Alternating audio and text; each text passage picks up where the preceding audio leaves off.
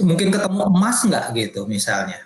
Ya, jadi mulai ketahuan the truth-nya itu apa yang terjadi apa yang ada di bawah sana waktu dibor, ya kan? Semuanya di tiap lapisan itu dilihat sampelnya.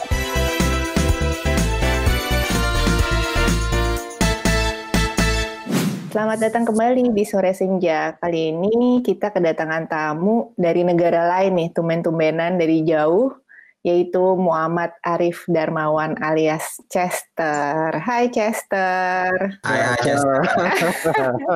Tapi boleh dong lo cerita, lo itu kerja di mana, jadi apa? Boleh kasih brief dulu sama kita sedikit? Oke, kalau sekarang saya ini bekerja di perusahaan multinasional yang menyediakan jasa dan teknologi untuk industri hulu migas. Istilahnya itu service company. Jadi kita menyediakan jasa dan teknologi untuk seluruh tahapan lapangan migas, mulai dari eksplorasi, eksplorasi ke pengembangan dan kemudian produksi. Sekarang ditugaskan di negara India. Jadi tugasnya saat ini adalah sebagai manajer dari organisasi yang disebut dengan Pune Data Hub.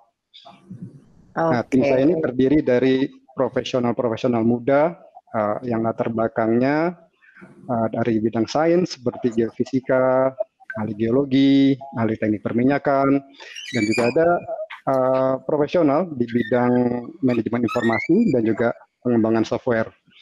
Nah, jadi yang saya kelola saat ini tim yang memberikan solusi khususnya dalam pengelolaan data untuk mendukung optimisasi berbagai workflow alur kerja di industri hulu migas, digital transformation istilah kerennya. Istilah keren nama title lo apa sih kalau boleh tahu? Ya, jadi title-nya itu Data Hub Manager.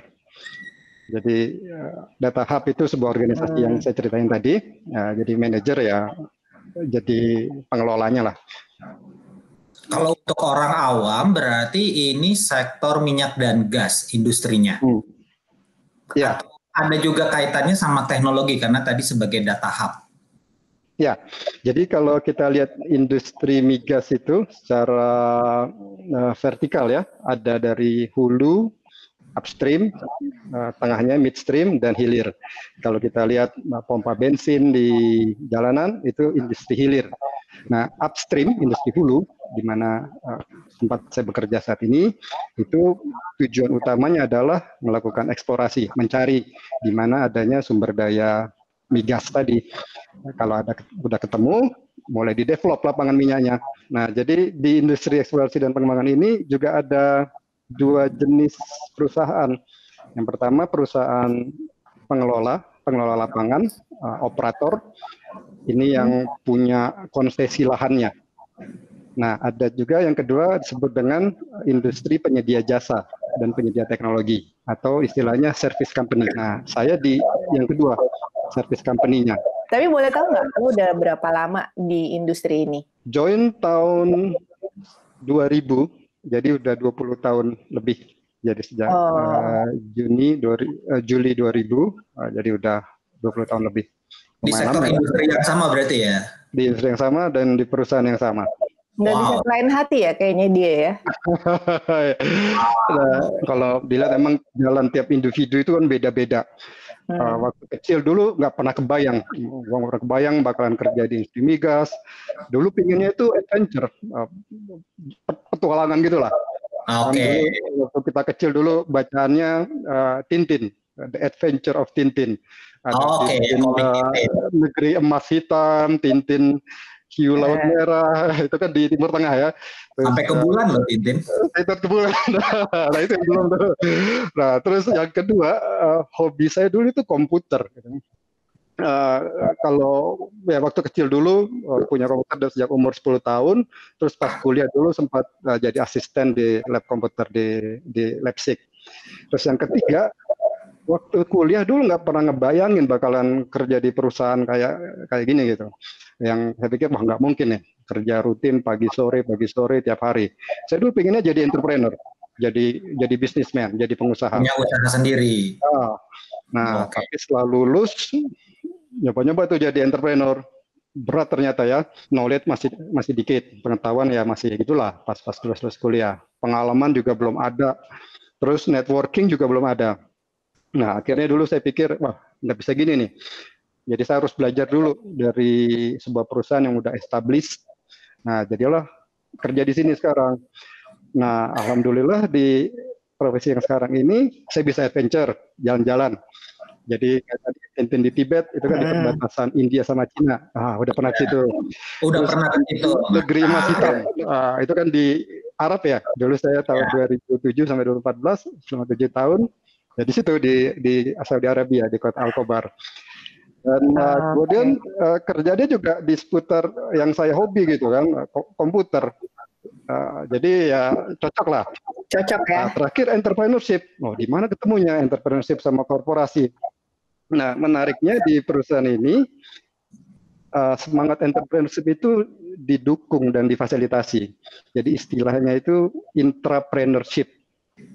Nah, jadi gimana tuh? Nah, jadi kita sering ditugaskan gini. Oke, Arif, kamu ke Timur Tengah, ke negara ini. Di sini belum ada bisnis misalnya digital infrastructure. Nah, kamu ke sana, akses, lalu bikin plan-nya, kembangin bisnisnya di sana. Wah, itu kan entrepreneur banget kan. Jadi ya saya kira wah mantep ini. Jadi kita dikasih tantangan yang nggak pernah yang standar. Nah, jadi dengan siklus seperti itu, dari tantangan yang satu ke tantangan yang lain, tiba-tiba aja udah 20 tahun. Wah, udah nggak kerasa ya.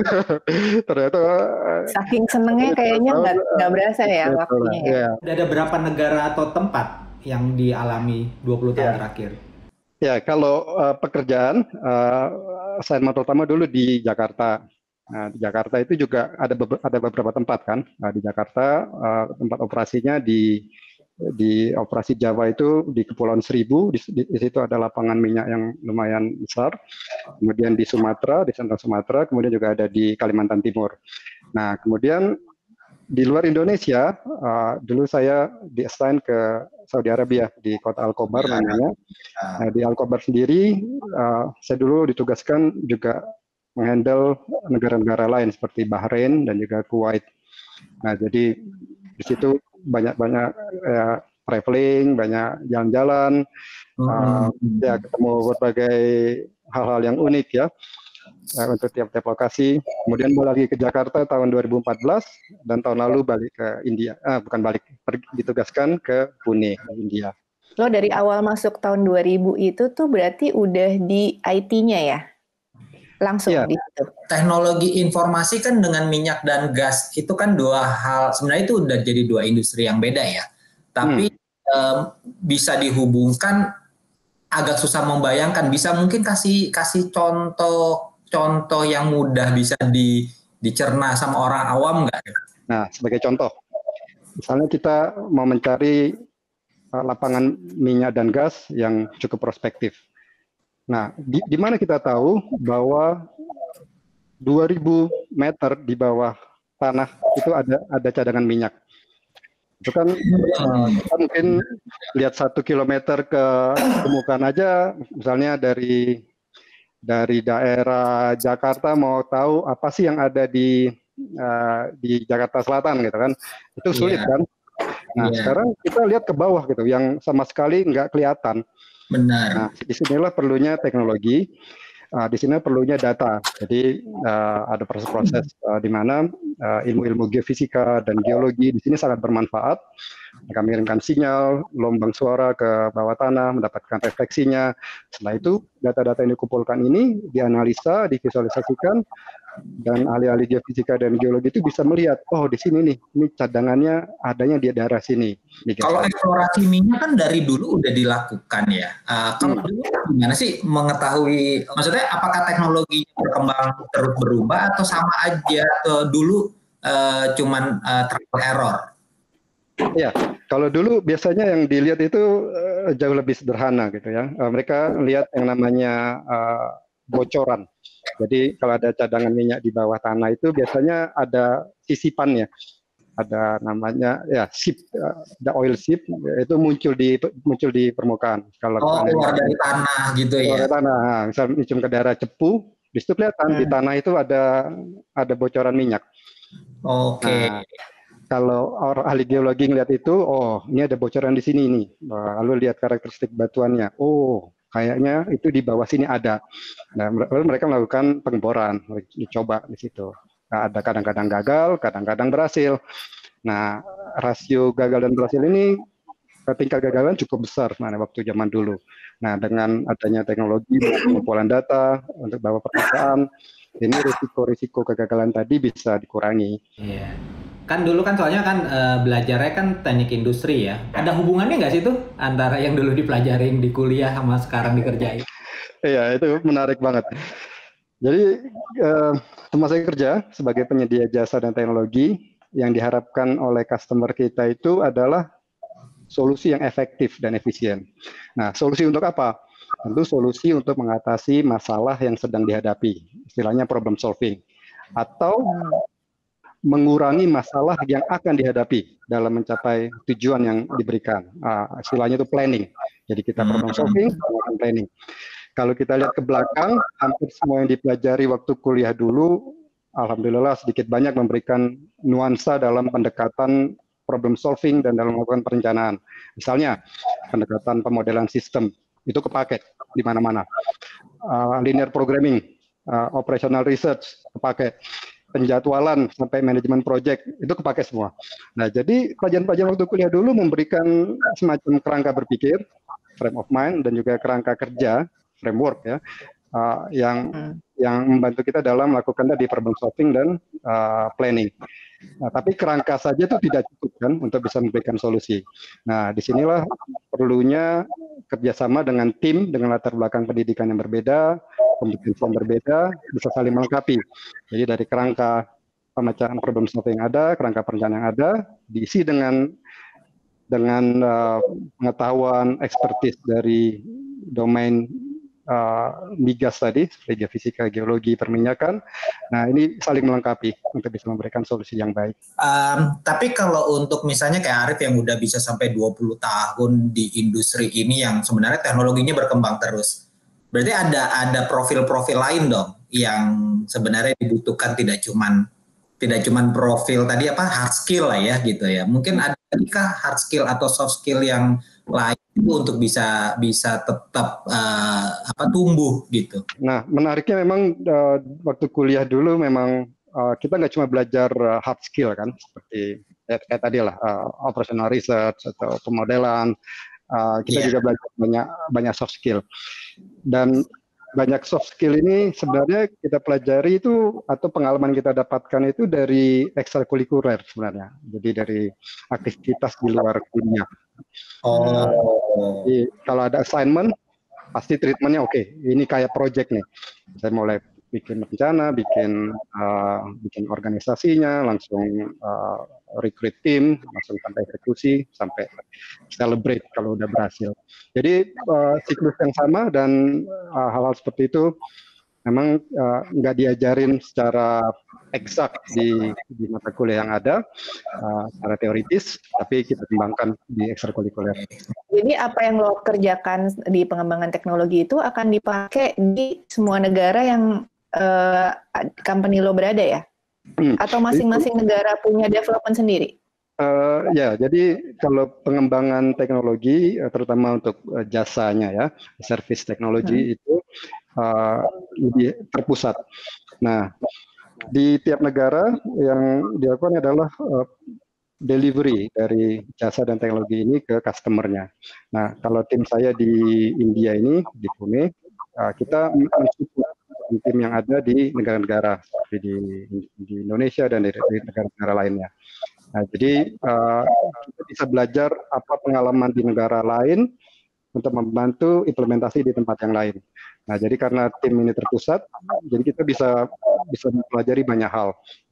Lesson learn-nya sangat banyak, experience-nya juga jadi sangat banyak. Ini pusatnya ini di Pune, India.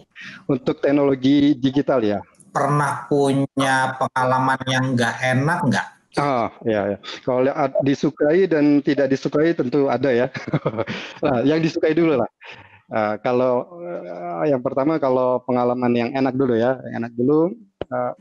Pertama kerja di sini di tempat-tempat selama saya kerja sekarang ini, hal pertama yang paling membuat excited itu dari sisi people, dari sisi kualitas sumber daya manusianya.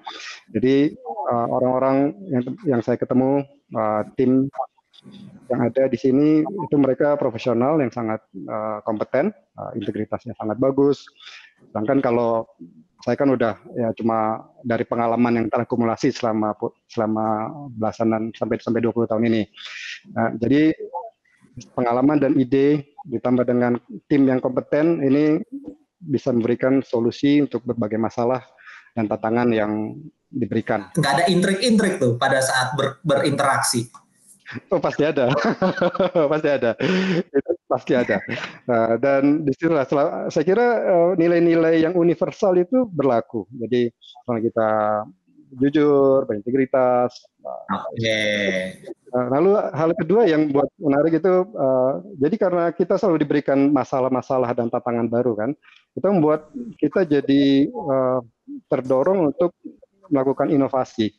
Jadi kasus-kasus di mana kita harus meng-apply pengalaman sebelumnya, tapi banyak juga kasus-kasus di mana kita harus breakthrough, lihat thinking out of the box dan memberikan perubahan yang sangat signifikan. Dan banyak hal dalam ide-ide ini bisa jadi pengembangan inovasi yang baru. Jadi 20 tahun nggak kerasa ya gara-gara itulah. Jadi ada orang-orangnya oke, terus inovasi-inovasi baru, terus kita harus terus belajar kan. Jadi makin lama terus nambah hal-hal yang baru. Nah, sekarang apa yang nggak disenangin? Tentu negatifnya tentu ada. Tapi yang paling berat kalau menurut saya sih ini ya, jauh dari orang tua dan keluarga dekat. Orang tua saya di Bogor, tinggal di Pune. Apalagi ada lagi nggak kira-kira? Tantangannya relatif kalau setelah dijalanin ya, ternyata yang dulu kita kira tantangan tuh ternyata ya biasa aja kok, di mana-mana juga gitu. Contohnya tapi harus mengadjust diri kita gitu ya, itu biasa. Nah mungkin ini dari sisi keluarga, mungkin dari sisi keluarga kan istri sama anak-anak selalu ikut, di mana saya pindah itu saya ikut terus ya. Anak-anak itu jadi mereka ya itu pindah sekolah, harus teman lagi, adaptasi lagi ya. Ya, lebih mereka sih tantangannya. Udah gini-gini juga kayaknya anaknya. Udah nari-nari gini. Iya, rame deh. Pulang ke Indonesia lihat pohon sama tiang nari dong. Lo kan udah ketemu tuh tadi berbagai macam orang dari berbagai macam negara ya. Lo udah mulai bisa dong karakteristikan orang based on dari asal mereka nggak sih? Adanya ya stereotip seperti itu ya. Tapi sebenarnya umumnya sih sama aja. Itu lebih. Nah, kadang-kadang memang kita ada preconception, ada bias di pikiran kita. Nah ini yang perlu kita coba pikirkan lagi apa ya gitu kan. Ternyata enggak kok. Ternyata hampir semua culture memang ada spesifik karakteristik, tapi pada umumnya sama. Tapi kalau negara lain misalnya ngelihat negara lain, itu mereka melakukan stereotip nggak? Sering ya. Sering. Sayangnya begitu kan ya? Iya. Itu sering dan kadang-kadang kita juga melihat kan people melakukan stereotyping ke ada orang ke satu nationality ke nationality yang lain. Tapi sebaiknya kita jangan ikut-ikutan gitulah. Iya betul. Jaga agar tidak bias. Balik ke teknologi tadi nih, orang awam mau nanya, kalau pada saat menerapkan teknologi tadi untuk ngelihat ke kedalaman ribuan meter gitu, emang cuman untuk menemukan minyak dan gas atau bisa ketemu juga material mineral yang lainnya? Kalau sebenarnya kalau misalnya gelombang seismik gitu ya ke bawah permukaan, itu yang dilihat adalah refleksinya kan. Nah dari refleksi itu sebenarnya yang kelihatan itu cuma strukturnya aja. jenis materialnya, jenis batuannya, atau jenis fluidnya itu. Mungkin ketemu emas nggak gitu misalnya? Ya, jadi mulai ketahuan the truth-nya itu apa yang terjadi apa yang ada di bawah sana waktu dibor, ya kan? Semuanya di tiap lapisan itu dilihat sampelnya. Oke, di kedalaman sekian batuan lempung misalnya. Di kedalaman sekian batuan pasir, jenis kedalaman sekian batuan ini, jenis liquidnya ini. Nah, jadi waktu pengeboran itu data-data itu diperhatikan semua. Nah, lalu itu dimasukkan ke dalam model tadi. Kita bikin modelnya, model bawah permukaan, lalu kita lihat, oh itu kira-kira bentuknya seperti ini strukturnya. Nah, kumpulan minyak itu kira-kira di daerah sini. Gitu. Nah, jadi di situ bisa, kalau sumur yang ini berhasil, bagaimana agar sumur berikutnya bisa berhasil juga. Kenapa nanya begitu? Soalnya kepikirannya gini, kan orang bilang tuh Indonesia kan bukan lautan hanya kolam susu, maksudnya berlimpah ruah sumber daya tuh. Iya. Apakah teknologi itu misalnya ada yang udah make, ini jadi kayak teori konspirasi, udah ada yang pernah make terus ditembak dari satelit terus udah kelihatan sebenarnya di Indonesia itu di mana aja ada sumur minyak gas segala macam. Wah, itu canggih banget kalau bisa gitu. Nah, memang dreamnya memang seperti itu kan, tapi saat ini memang masih banyak limitation ya kan dari sisi teknologi kan. Yang kita bisa lakukan adalah kalau data-data ini saling dihubung-hubungkan, saling dikorelasikan, mungkin kita bisa menemukan sumber daya baru yang sebelumnya belum pernah terpikirkan. Oke. Tapi kalau teknologi ini kan mahal banget ya, pengembangannya kan, pasti duitnya, resource-nya segala macam.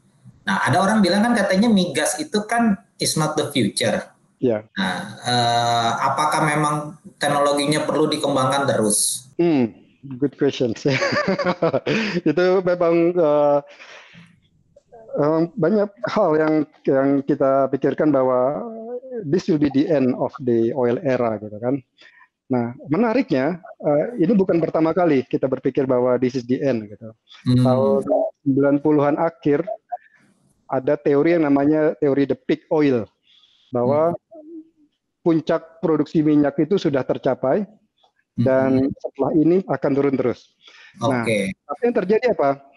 Tahun 2003, 2004 ternyata jumlah demand-nya, jumlah permintaan untuk energi tadi, migas tadi ternyata meningkat. Nah, jadi orang pikir, apakah benar? Apakah teori peak oil itu ada? Eksplorasi itu kan sebenarnya dari dulu itu aja ya? Iya. Ya, tapi lo dari tadi bilang selama 20 tahun tuh lo selalu di-challenge. Di mana sih bagian challenging-nya itu di mana? Ya, yang pertama perbedaan dari sisi framework-nya sama, tapi dari lokasi yang satu ke lokasi yang lain berbeda kan. Contohnya proses Indonesia dengan di Timur Tengah, struktur geologinya beda, struktur data yang tersedia berbeda, orangnya, kompetensi yang ada juga berbeda. Nah, jadi semua perbedaan ini membuat tantangan yang berbeda juga. Nah, di situ kita perlu pikirkan, oke, kalau ini nggak ada, kalau data ini nggak ada, data itu nggak ada, gimana caranya? Apa yang bisa kita lakukan? Nah, juga kadang-kadang faktor teknis, faktor ketersediaan data, faktor ketersediaan expertise itu membuat tantangannya menjadi cukup rumit. Dan kadang-kadang kita perlu berinovasi, perlu mengembangkan teknologi baru. Kadang-kadang teknologinya menjadi obsolete karena teknologi kan berubah terus, apalagi di dunia IT ya. Kita juga harus pikir ini gimana caranya nih teknologi yang lama seperti ini, yang baru seperti ini. Bagaimana kita melakukan teknologi adaptation, dan tiap perubahan ini memunculkan sebuah tantangan baru. Iya deh. Waduh nih, thank you banget nih Chester. Menarik banget. Jadi tahu gitu loh ya, nggak cuma soal sektor migas, nggak cuma soal teknologi, tapi juga soal apa tuh tadi petualangan kehidupan, dapat banyak tantangan, dapat banyak yang enaknya gitu ya. Oke, siap. Thank you banget. Stay safe ya. Sama-sama. Yuk.